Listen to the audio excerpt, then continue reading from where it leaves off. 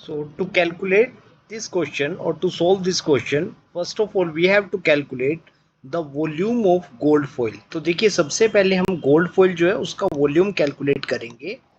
तो जो volume of gold foil होगा, वॉल्यूम ऑफ गोल्ड फॉइल,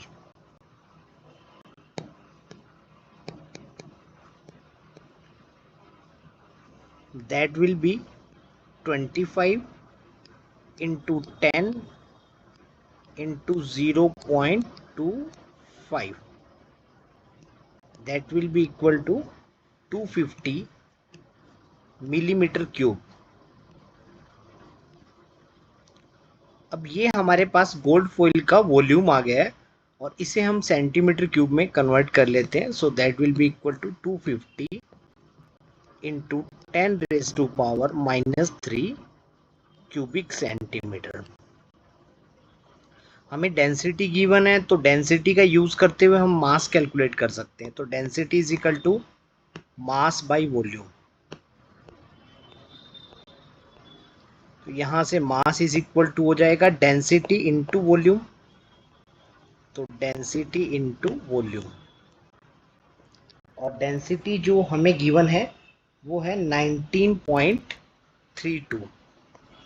19.32 और वॉल्यूम जो हमारा क्यूबिक सेंटीमीटर में आया है वो है 250 इंटू 10⁻³ 10⁻³ देखिए वॉल्यूम को हमने क्यूबिक सेंटीमीटर में इसलिए कन्वर्ट किया बिकॉज हमारी जो डेंसिटी थी वो क्यूबिक सेंटीमीटर में थी, मीन्स ml में थी, मिलीलीटर में. दैट्स वाई हमने उसको कन्वर्ट कर वॉल्यूम को सेंटीमीटर क्यूब में. अब यहाँ से हमारे पास मास आ गया. हमें फाइंड आउट क्या करना है, हमें फाइंड आउट करना है how many gold atoms are present in the sheet. इस शीट में गोल्ड के एटम्स कितने होंगे. तो हमारे पास एक फॉर्मूला होता है, वो फॉर्मूला है number of mole is equal to number of mole is equal to mass by molecular weight, mass by molecular weight. और अगर वो एटम है तो atomic weight is equal to number of fundamental particle divided by Avogadro number. तो यहां से मास जो आ रहा है वो आ रहा है हमारे पास, ये गिवन मास जो आया हमारे पास यानी कि 19.32 इंटू 250 इंटू 10⁻³ ग्राम. ये मास है हमारे पास.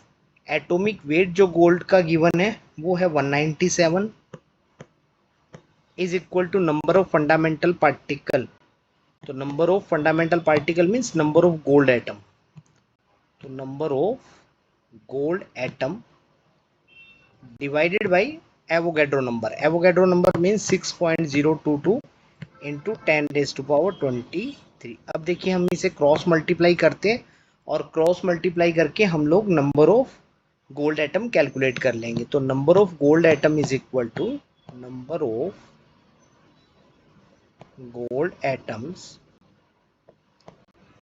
Is equal to 4.83 divided by 197 into 6.022 into 10⁻23.